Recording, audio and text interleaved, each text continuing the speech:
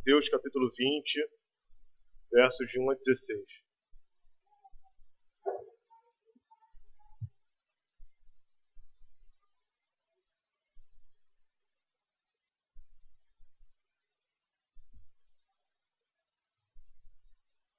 Diz assim a palavra do Senhor: Porque o reino dos céus é semelhante a um dono de casa, que saiu de madrugada para assalariar trabalhadores para a sua vinha. E tendo ajustado com os trabalhadores a 1 denário por dia, mandou-os para a vinha. Saindo pela 3ª hora, viu na praça outros que estavam desocupados, e disse-lhes: Ide vós também para a vinha, e vos darei o que for justo. Eles foram. Tendo saído outra vez, perto da hora 6ª e da 9ª, procedeu da mesma forma. E saindo por volta da hora 1/10, encontrou outros que estavam desocupados e perguntou-lhes: Por que estivestes aqui desocupados o dia todo? Responderam-lhe: Porque ninguém nos contratou. Então lhes disse: Ide também vós para a vinha. Ao cair da tarde, disse o senhor da vinha a seu administrador: Chama os trabalhadores e paga-lhes o salário, começando pelos últimos, indo até os primeiros. Vindo os da hora 1/10, recebeu cada um deles 1 denário. Ao chegarem os primeiros, pensaram que receberiam mais, porém também estes receberam 1 denário cada um. Mas tendo-o recebido, murmuraram contra o dono da vinha, dizendo: Estes últimos trabalharam apenas 1 hora, contudo, os igualaste a nós, que suportamos a fadiga e o calor do dia. Mas o proprietário respondendo disse a um deles: Amigo, não te faço injustiça. Não combinaste comigo 1 denário? Toma o que é teu e vai-te, pois quero dar a este último tanto quanto a ti. Porventura não me é lícito fazer o que quero do que é meu? Ou são maus os teus olhos, porque eu sou bom? Assim, pois, os últimos serão primeiros, e os primeiros serão últimos, porque muitos são chamados, mas poucos escolhidos. Vamos orar. Senhor Deus, queremos pedir a assistência, Pai, do Teu Espírito Santo, que o Teu Espírito, Pai, possa estar esclarecendo a Tua palavra, e que essa palavra, Senhor, encontre um terreno fértil em nossos corações. Que não sejamos, ó Pai, meramente ouvintes, mas sejamos fervorosos praticantes da Tua palavra. Que os irmãos que aqui estão não reparem, Senhor, na fraqueza, na incapacidade daquele que fala, Senhor, mas que o poder da Tua palavra seja evidente hoje aqui em nosso meio.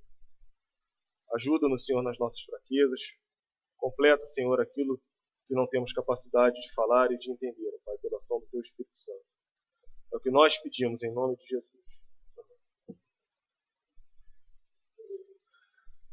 Irmãos, aqui a gente tem algumas dificuldades para entender essa parábola, mesmo porque nós não vivemos no meio rural, né?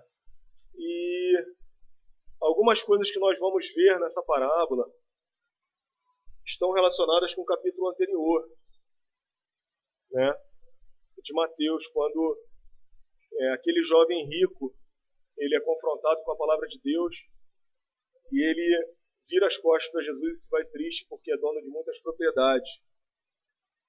E aí, lá nos versículos anteriores, né? No versículo 27 do capítulo 19, Pedro declara a Jesus: Eis que nós tudo deixamos e te seguimos. Né? E Jesus ele vai dar uma resposta bastante interessante para Pedro. Né? Ele fala que eles haveriam de se assentar em 12 tronos, né, para julgar as 12 tribos de Israel. Né? E ele faz uma promessa também para todos aqueles que, por causa do Evangelho, vão passar por problemas e dificuldades nessa vida. Para todos aqueles que, por causa do Evangelho, vão sofrer perdas. Né? Que cada um desses já nesse mundo, vai receber muitas vezes mais daquilo que perdeu. Bens, família, né? E por fim, vai herdar a vida eterna. A gente tem que ter em mente que quando Pedro faz essa declaração, ele fala isso, a gente tem que lembrar, né, que ele era judeu, né, e até a descida do Espírito Santo lá no Pentecostes, eles praticamente ignoravam, né, qual o propósito de Deus para a salvação dos gentios. Tá? E todo esse preâmbulo é para a gente poder entrar no assunto da vinha. Né? Pedro ele era tão ignorante com relação aos gentios, né, que a gente vê lá em Atos 10, 28, que foi preciso uma visão celestial. Né? Preciso de uma revelação especial de Deus para que ele entendesse, né, qual era a condição dos gentios no reino de Deus. Né? Então, os irmãos vejam que não é um assunto de pouca importância. Né? Não é um assunto assim que a gente possa passar batido. Né? E isso a gente vai trazer para a nossa realidade hoje. Né? E Pedro e os demais discípulos até então, eles ainda eram fracos na fé e no conhecimento. Né? Jesus faz várias advertências a eles. Né? Pedro, principalmente, quando te converteres, fortalece teus irmãos. Né? Quando você se converter, apacenta as minhas ovelhas. Né? E a gente vê esse desenrolar, porque provavelmente nessa fala de Pedro tinha uma coisa muito perniciosa embutida. Né? Era o orgulho. Eles provavelmente, não só Pedro, como todos os outros discípulos, eles tinham uma tendência, como nós, de dar grande importância aos sacrifícios que fazemos por amor de Cristo. Né? E muitas vezes somos inclinados a ter atitudes que demonstram a nossa justiça própria, né, e a nossa presunção. E o Senhor Jesus ele conhecia bem esses detalhes. Né? Ele, além de ser o nosso Criador, além de ser aquele que nos criou, nos formou, ele estava presente lá no Éden, na criação. Né? Ele assumiu a nossa forma, sem pecado, logicamente. Né? Mas como homem, ele sabia aquilo que passava no coração deles. Né? E também sabia do remédio que eles precisavam. E aí a gente entra na parábola dos trabalhadores da vida. Né? E, assim, em poucas palavras, assim, rapidamente, Jesus ele refreia o orgulho crescente no coração dos seus discípulos. Né? E lhes ensina a humildade. Aqui a gente não vai se prender a tentar decifrar o significado das palavras, tá? Não vou explicar que denário era o salário de um dia, o que era praça, o administrador, as horas. A gente não vai se prender nisso, tá? Isso pode tirar um pouco do objetivo e do significado da parábola, né? E não era esse o objetivo de Jesus quando proferiu essa parábola. Né? A gente vai ver claro aqui, pelo menos duas lições, para que a gente possa aplicar nas nossas vidas. Né? Em primeiro lugar, a gente vê que Deus ele exerce uma graça livre e soberana, incondicional, quando ele chama o seu povo, aquele povo que vai professar o seu nome aqui na terra. Então Deus ele está exercendo a sua soberania, né, quando ele chama incondicionalmente as pessoas ao reino de Deus. Né, ele convoca as famílias da terra, né, para a comunhão na igreja visível, que somos nós, que estamos aqui, no tempo determinado e da maneira que ele mesmo escolhe. A gente já sabe disso. Muitas vezes nós agimos como se não soubéssemos disso. E a gente vai ver por quê no decorrer dessa pregação. Né? Aqui a gente vê nessa parábola uma ilustração de como Deus se relaciona com a humanidade. Como é o relacionamento dele com a humanidade. Lá nos primórdios, a gente vê que os filhos de Israel foram chamados e escolhidos para serem o povo de Deus. Nenhum outro povo na terra teve esse chamamento. A gente vê lá nos patriarcas, Deus chamando Abraão, fazendo-lhe as promessas, entrando em pacto com Abraão, conduzindo o seu povo até o Egito para estar salvo daquela fome premente, tirando o seu povo do Egito com mão poderosa, levando até a terra prometida, desapossando povos muito mais fortes e muito maiores. E assim, era o povo de Deus, como hoje é a igreja. E aí depois, já quando Jesus volta e a igreja começa a sua militância entre os gentios, a gente vê que muitos deles, eles foram chamados pela pregação dos apóstolos. E hoje, através da pregação, através de muitos missionários, a gente consegue ver que tem muitos povos que estão sendo alcançados pela palavra do Senhor. Só que ainda hoje, a gente vê muitos outros, por exemplo, os chineses, os hindus, que continuam desocupados lá na praça, porque ninguém ainda os chamou. E aí, como o seu Rui orou, como o Daniel orou, muitas vezes a gente não entende a razão de tudo isso. Por que tem tanta gente que ainda não ouviu a palavra do Senhor? Isso não nos compete, isso está guardado no secreto desígnio de Deus. Isso é um dos mistérios que não nos compete esquadrinhar. Por que nós estamos aqui hoje, ouvindo e sendo alimentados pela palavra de Deus, enquanto tantas pessoas caminham para a destruição, caminham para o inferno? Como explicar isso? Senão o eterno amor de Deus que nos atraiu. E nós não sabemos a razão disso, mas nós sabemos o objetivo. E isso fica bem claro aqui no texto. O objetivo é que Deus quer afastar o orgulho da sua igreja. Não ter ocasião para sermos jactanciosos, para sermos orgulhosos. Ele não permite que os ramos mais antigos da videira, que também foram enxertados. A gente tem a presunção de achar que a gente já nasceu crente. A gente tem a presunção de achar que, mesmo aqueles que se converteram ao longo do caminho, não, já sou crente há tanto tempo que eu já me considero como se eu fosse um ramo da oliveira que nasceu da oliveira. Nós não nascemos da oliveira, na videira. Nós fomos enxertados. A gente era oliveira brava. A gente foi enxertado. Mesmo aqueles mais antigos, eles não podem olhar com desdém e com menosprezo para aqueles ramos mais novos, que acabaram de ser enxertados na videira. E a gente vai ver isso aqui.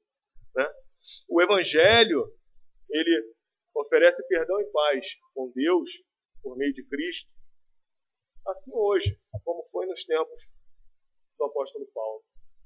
A mensagem, o poder dessa mensagem continua o mesmo, de transformar os corações, de trazer o homem ao conhecimento da palavra de Deus.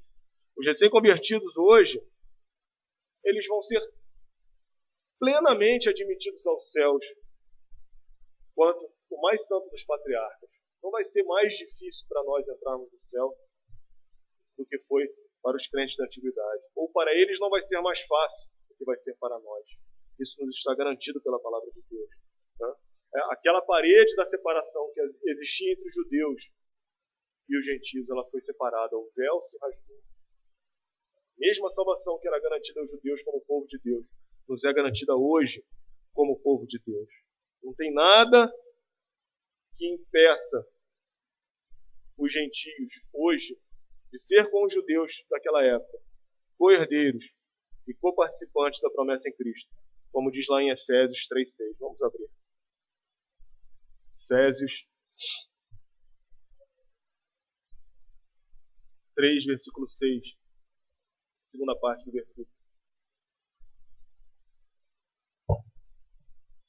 Para saber que os gentios são co-herdeiros, membros do mesmo corpo e coparticipantes da promessa em Cristo Jesus, por meio do Evangelho.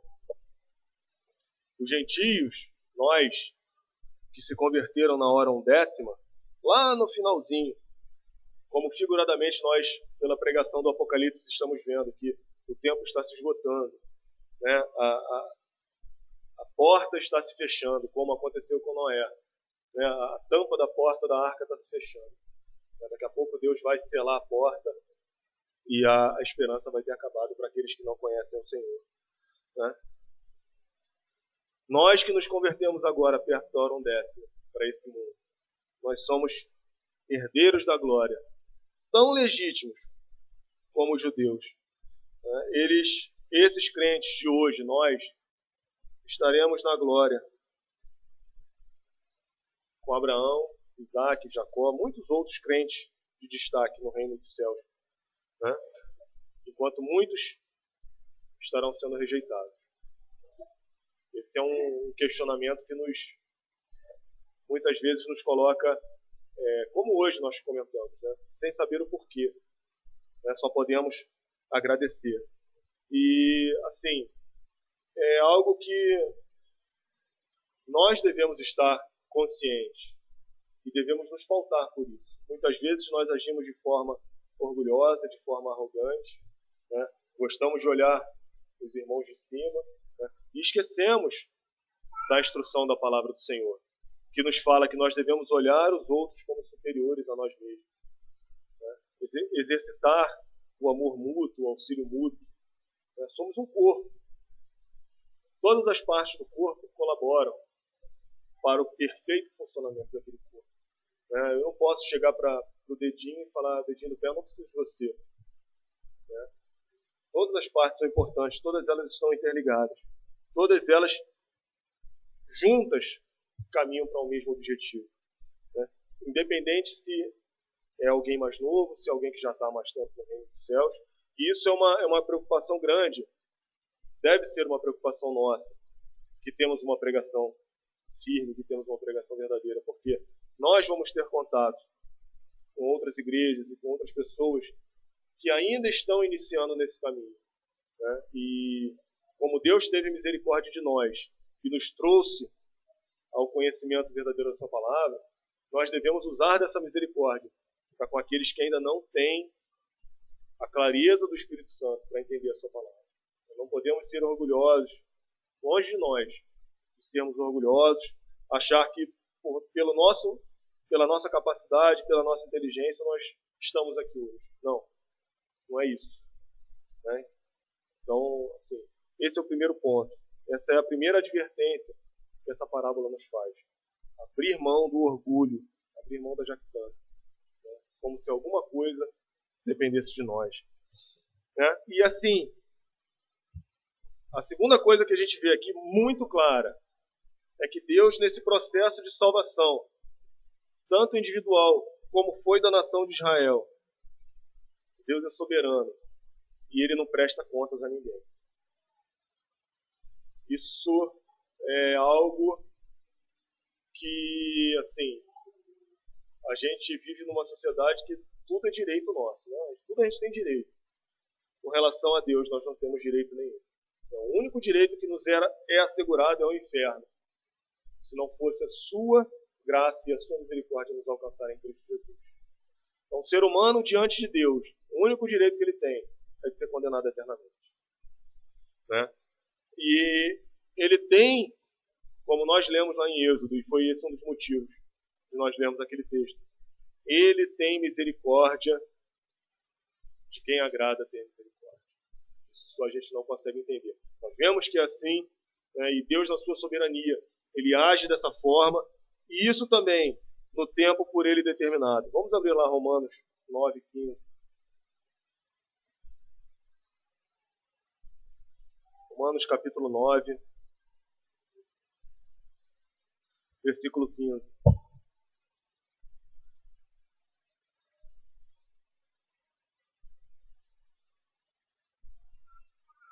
Pois ele diz a Moisés: terei misericórdia de quem me aprouver ter misericórdia, e compadecer-me-ei de quem me aprouver ter compaixão. Também o 16. Assim, pois, não depende de quem quer ou de quem corre, mas de usar Deus a sua misericórdia. E quanto a isso, a gente vai entrar numa questão que eu sei que vai levantar alguma polêmica, mas a gente vai tentar dissipar toda a polêmica. A gente vê na Escritura um exemplo disso aqui que a gente leu, né? Que Deus usa da sua misericórdia com quem Ele quer e quando Ele quer. Não depende do que eu quero, não depende do que eu faço, do meu esforço. A gente vê, eu vou dar 2 exemplos. Um homem que é chamado ao arrependimento e à fé desde a infância, né? Que luta e trabalha na vinha do Senhor por mais de 40 ou 50 anos. Timóteo, né? Que desde a infância sabe as sagradas letras, que podem tornar-te sábio para a salvação. Né? E a gente vê na Escritura um outro exemplo, o ladrão da cruz. Num dia, um pecador endurecido, um ladrão condenado à morte, a pior morte que poderia ter, e no outro dia, estava no paraíso aos pés do Senhor. O Evangelho ele nos mostra que esses 2 homens, eles estão perdoados diante de Deus. Os 2, lavados no sangue de Cristo, e foram revestidos pela sua justiça. Ambos estão justificados e aceitos diante do Senhor e vão estar do lado direito de Cristo lá no último dia. Pode soar até estranho isso aos ouvidos de alguns crentes inexperientes. Né? Só que essa doutrina, ela confunde o nosso orgulho. Ela nos coloca meio que sem chão. Né? Ela não permite que nós nos vangloriemos com justiça própria. Né? Isso nos rebaixa, nivela todo mundo. Né? Pode até ter muita murmuração, né? Como aconteceu na parábola. A gente vê aqueles que trabalharam o dia inteiro, se afadigaram, se desgastaram, trabalharam, o maior período possível, e foram nivelados com aqueles que chegaram lá no finalzinho e receberam a mesma coisa. Assim, nós que já temos algum tempo na igreja, temos que ter cuidado com isso, com esse tipo de sentimento, porque isso algumas vezes pode querer nos tocar, pode querer, poxa, mas eu estou na igreja há tanto tempo, eu trabalho tanto com o Senhor, me dedico tanto, né? Já fiz tanto pela igreja. E aí uma pessoa que reconhecidamente é pecadora, um ímpio, uma pessoa que, pelo nosso juízo, nem merecia estar aqui com a gente. De repente essa pessoa se converte e está aqui com a gente. Tá? E a gente acha que a gente já trabalhou tanto, já se esforçou tanto, e uma pessoa dessa se converte e logo morre. Né? 1 mês, 2 meses depois. Não teve nem tempo de terminar a classe de catequistas. Né? E a gente, pecaminosamente, a gente pode até pensar, poxa, que injustiça, né? A gente vai estar pensando igual aqueles trabalhadores. Né? Sem nos esquecendo, melhor dizendo, de que, como o diácono Daniel orou, né? Aqui é o melhor lugar do mundo que a gente pode estar. Por mais trabalhoso, por mais fadiga, por mais responsabilidade que possa estar sobre nós. Né? Aqui é o melhor lugar que nós podemos estar. Nesse mundo, é como se nós saíssemos daqui durante a semana e fôssemos para o meio do deserto. Sem água, sem sombra, sem descanso. E aos domingos, e nas quartas-feiras, a gente pudesse voltar para um oásis para descansar, para ser alimentado. Né? A gente esquece disso. O nosso padrão ele se inverte por causa do nosso pecado. Verdadeira fé em Cristo, que é obtida por uma conversão genuína. Mesmo que tenha só um dia de idade, ela justifica o homem perfeitamente diante de Deus. Porque não é obra nossa, é obra do Senhor. Né?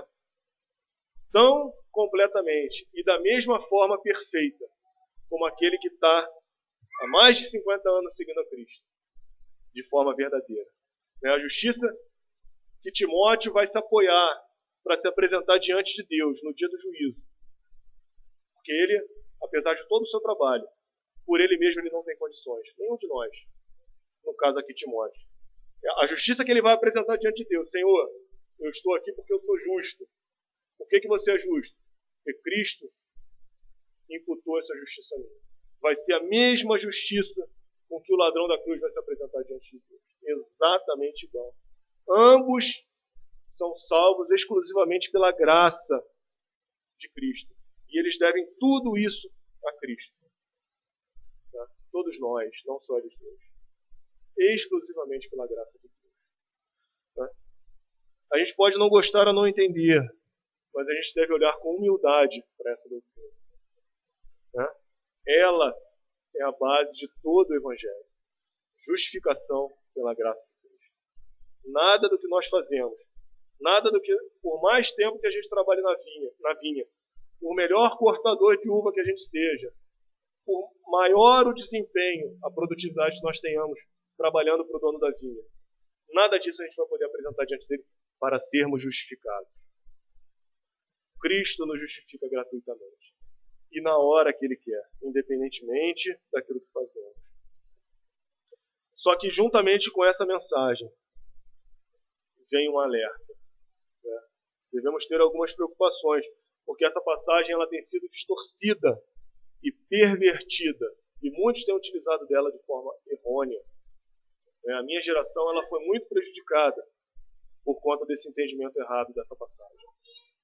Muitos hoje estão fora da igreja, estão longe do Evangelho, porque os pregadores não pregavam fielmente a palavra de Deus e distorciam o entendimento, né, dessa palavra. Primeiro, para não supor que a nossa salvação ela possa ser obtida por obras, como fizeram aqueles trabalhadores que foram contratados logo de manhã. Eles achavam que eles mereciam alguma coisa a mais do dono da vinha. Eles acharam que eles mereciam um reconhecimento maior porque trabalharam o dia todo. Né? Não é. Esse ensino lança por terra toda essa presunção nossa. Né? Tudo o que o crente vai receber no mundo vindouro é pela graça de Deus. É graça, não é dívida. Deus não deve nada a nós. Ele nunca esteve em dívida conosco. Nós aqui, depois de termos feito tudo, de nos esforçarmos ao máximo, somos ainda servos inúteis. Vamos abrir Lucas 17:10. Por mais santo, por mais operoso, por mais trabalhador na vinha que nós sejamos,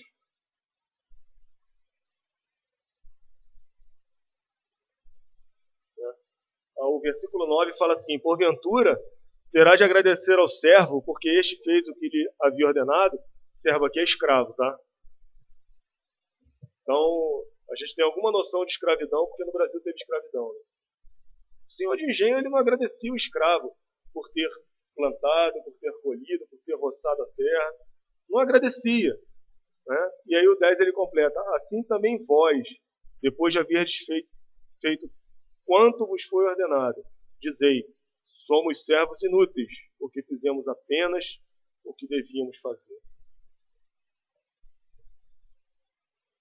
Temos que também ter outro cuidado, porque a Escritura ela nos fala que nem todos vão receber o mesmo peso de glória no céu. Né? Esse ensino, ele diz respeito à salvação e justificação. Ele não diz respeito ao galardão.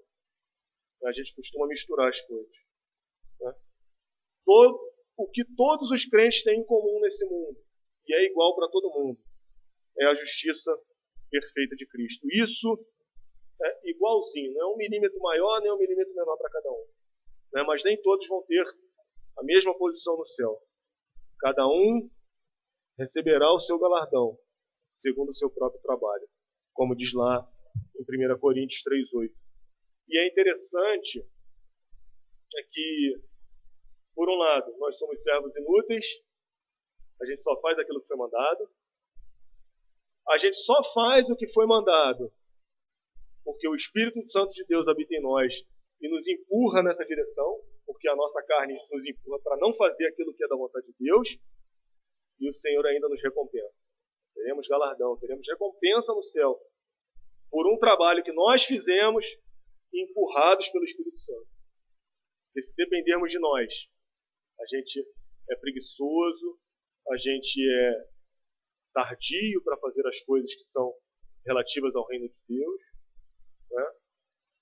E vemos claramente, né, que o Senhor, Ele reconhece o nosso trabalho.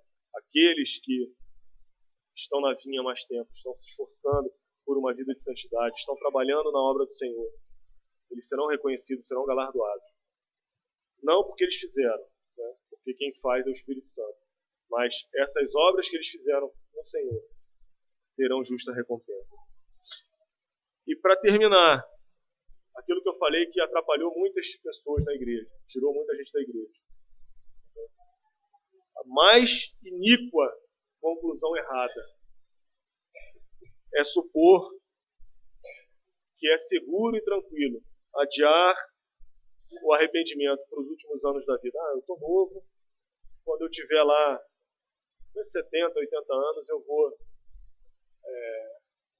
volto para a igreja. E assim, minha salvação está garantida, né? Não depende de mim, depende de Deus. Então eu posso ficar despreocupado lá na praça, como aqueles outros que ficaram o dia inteiro sem serviço.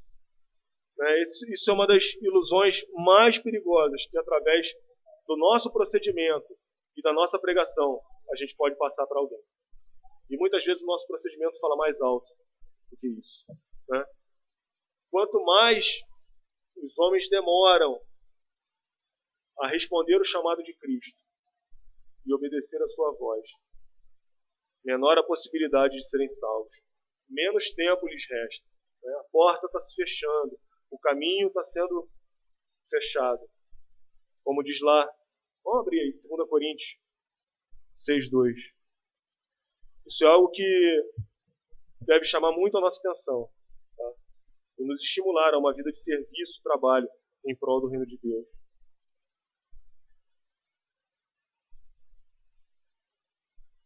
2 Coríntios 6:2.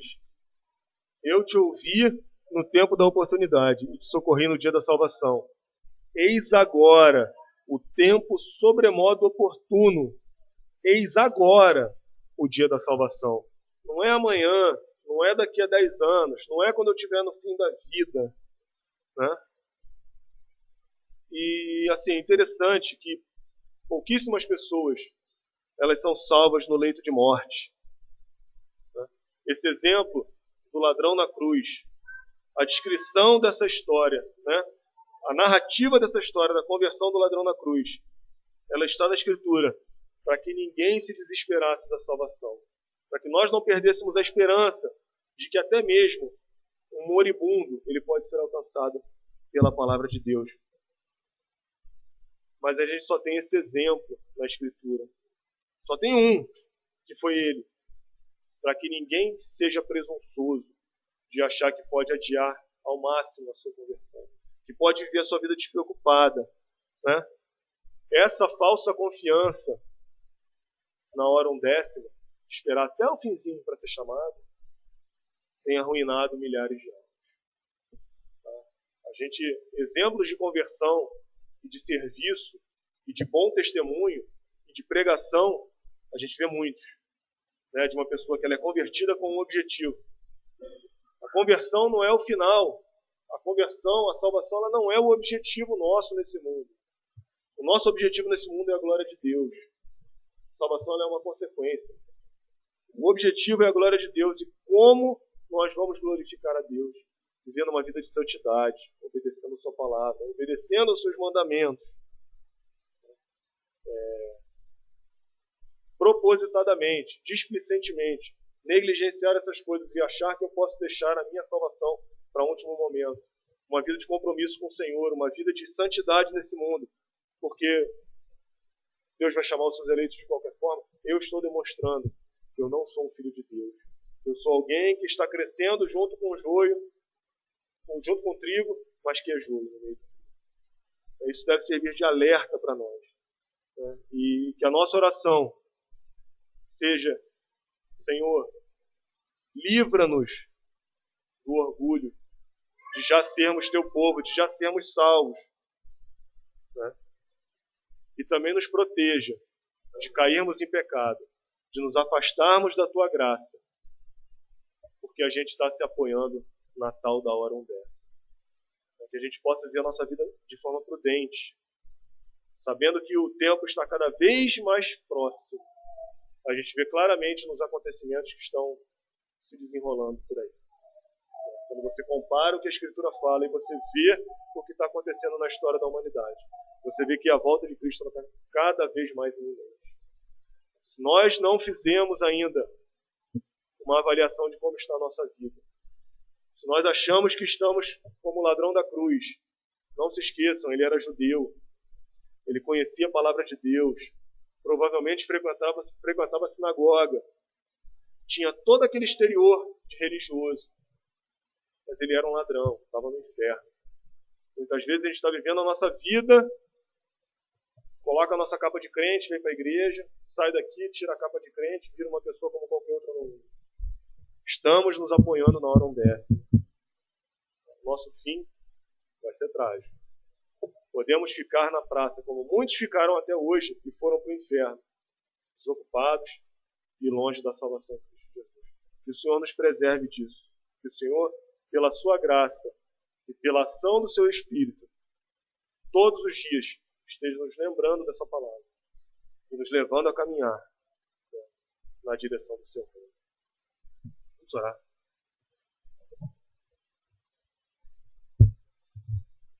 Graças te damos, ó Pai, pelas advertências da Tua palavra, pelo ensino, pelo conforto, pelo consolo, Senhor, porque sabemos que não depende de nós, Senhor, caminhar esse caminho, trilhar essa jornada, chegar até a cidade celestial.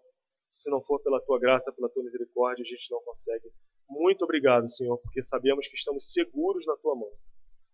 Dá-nos, Senhor, essa consciência, e que essa consciência produza em nós, Senhor, uma vida de bons frutos, uma vida de santidade, uma vida de pregação, uma vida de exemplo e testemunho da Tua palavra, Senhor. Tem misericórdia do Teu povo, Senhor. Supre aquilo que falta para nós caminhar, Senhor. Se não for a Tua mão, a Tua boa mão conosco, Senhor, nós não iremos a lugar nenhum. Muito obrigado, Senhor, por tão grande salvação em Cristo Jesus que o Senhor tão graciosamente nos deu. É em nome dele, Senhor, que nós oramos e agradecemos. Amém.